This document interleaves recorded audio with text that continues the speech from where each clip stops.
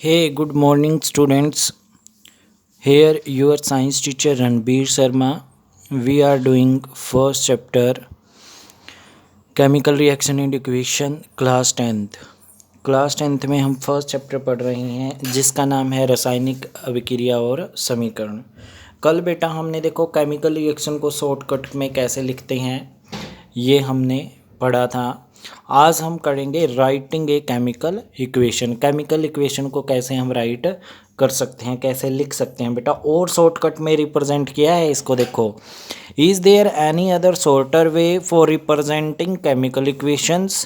Chemical equations can be made more conscious and useful if we use chemical formula instead of words. देखो यहाँ पे कह रहे हैं कि अगर हमारे पास केमिकल रिएक्शन है बेटा, ठीक है, पहले हमने नेम लिखे थे, जैसे मैग्नीशियम का नेम लिखा था ना, तो उनकी जगह पे हम उनके फॉर्मूले लिखेंगे। क्या लिखेंगे? फॉर्मूले, जिनसे हम उनको रिप्रेजेंट करते हैं। समझ में आई बेटा ये बात? A chemical equation presents represents a chemical reaction. Chemical equation represent करेगी केमिकल रिएक्शन को। कैसे? इफ़ यू रिकॉल फॉर्मूले of magnesium and oxygen and magnesium oxide. अगर आपको याद है फॉर्मूले किसके? मैग्नीशियम के, ऑक्सीजन के और मैग्नीशियम ऑक्साइड के, जो क्लास 9th में हम कर चुके हैं बेटा। क्लास 9th में क्या किया था हमने? जैसे हमने क्या लिया था? मैग्नीशियम लिया था, ठीक है, मैग्नीशियम, और दूसरा क्या ले लिया हमने? ऑक्साइड। मैग्नीशियम ऑक्साइड का बनाना है ना, मैग्नीशियम को Mg से, ऑक्साइड को O से। Mg की वैलेंसी 2, O की वैलेंसी 2, क्रॉस मल्टीप्लाई करेंगे 2MgO। ये बनाना सीखा था ना हमने 9th क्लास में। तो हम बेटा यहाँ पे ऐसे ही करेंगे, देखेंगे ध्यान से। फॉर्मूले लिखेंगे Mg plus O2। Mg magnesium का फॉर्मूला है, O2 ऑक्सीजन का है, ठीक है। दोनों ने रिएक्ट किया आपस में, क्या बन गया? MgO। अब इसमें रिएक्टेंट कौन है बेटा? ये दोनों। प्रोडक्ट कौन है? ये अकेला, ठीक है। दो रिएक्टेंट है और प्रोडक्ट एक है। अब देखो Mg की वैलेंसी कितनी होती है? 2। O2 की वैलेंसी कितनी होती है बेटा? 2। MgO बन जाएगा। क्या बन जाएगा? MgO। ये ध्यान में रखना है बेटा, ठीक है। तो यहाँ पे count and compare the number of atom of each element on the left hand side and right hand side the arrow. अब हमने काउंट करना है बेटा। नंबर ऑफ एलिमेंट, मैग्नीशियम कितने हैं बेटा? यहाँ पे 1 है। ऑक्सीजन यहाँ पे कितने हैं बेटा? 2 हैं। तो टोटल एलिमेंट कितने हो गए रिएक्टेंट में? 3। टोटल एलिमेंट कितने हो गए रिएक्टेंट में? 3 हो गए। अब यहाँ पे Mg कितने हैं बेटा? 1। ऑक्सीजन कितने हैं? 1। 1 + 1 कितने हो गए? 2। देखो रिएक्टेंट में 3 हैं और प्रोडक्ट में कितने एलिमेंट हैं? 2 हैं। Is the number of atom of each element the same on the both side. अगर दोनों साइड सेम हैं, अगर मान के चलो 3 इधर हैं और 3 ही इधर होते, ठीक है। If yes then equation is balanced, तो उसको बोलेंगे बैलेंस्ड केमिकल इक्वेशन। क्या बोलेंगे उसको? बैलेंस्ड केमिकल इक्वेशंस, ठीक है। इफ़ नॉट, अगर बैलेंस नहीं है, जैसे यहाँ 3 हैं, यहाँ कितने हैं? 2, तो ये 3 2 के इक्वल नहीं है ना, ये दोनों इक्वल नहीं है, तो ये क्या होगा हमारे पास? Then the equation is unbalanced because the mass is not same on the both side of the equation. क्योंकि जितना मास इधर है बेटा उतना मास इधर नहीं है, इसलिए इक्वेशन बैलेंस नहीं है। अब मास की क्या बात है बेटा, बाद में समझाऊंगा, ये पैराग्राफ पढ़ेंगे पहले।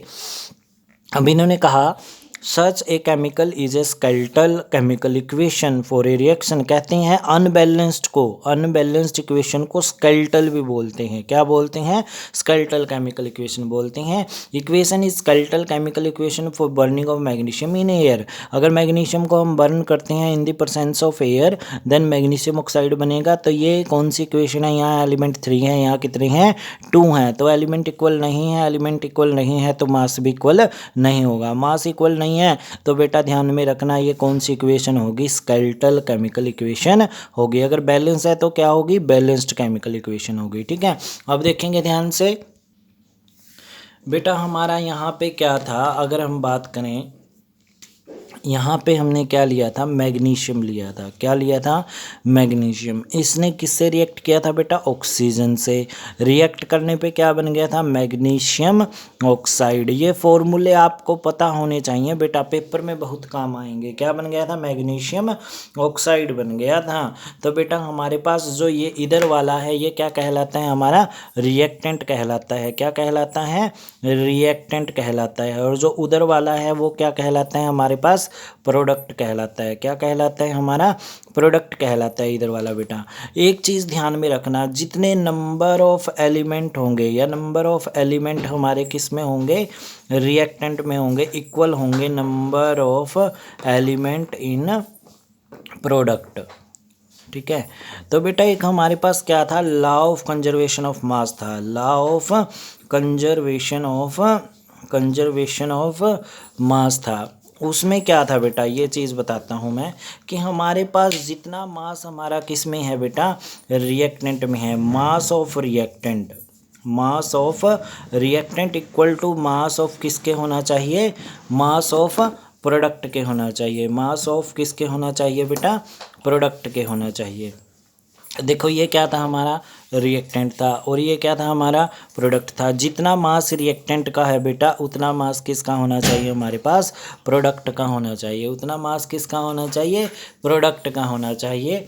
तो ये हमारे पास क्या होता है बेटा, लॉ ऑफ कंजर्वेशन ऑफ मास होता है। तो मास मान के चलो mg का कितना होता है बेटा, यहाँ पे इसका एटॉमिक नंबर होता है 12 और मास इसका कितना हो जाएगा, मास होता है बेटा हमारा 24। कितना मास होता है हमारा, 24 होता है mg का। और ऑक्सीजन का बेटा, एक ऑक्सीजन का 16 होता है। ऑक्सीजन यहाँ कितने हैं, 2, 16 2 जा 32। टोटल मास हमारा कितना होगा रिएक्टेंट में, 24 प्लस 32 कितना हो गया, 4 2 6 3 2 5, 56 ग्राम हो गया। अब इधर देखो बेटा mg कितने हैं, 1। एक mg का कितना हो गया, 24 और एक ऑक्सीजन है इसका कितना हो गया, 16। तो टोटल मास 6 और 4 10, 1 2 और 1 3 और 1 4। यहाँ कितना है मास 40, यहाँ कितना है 56।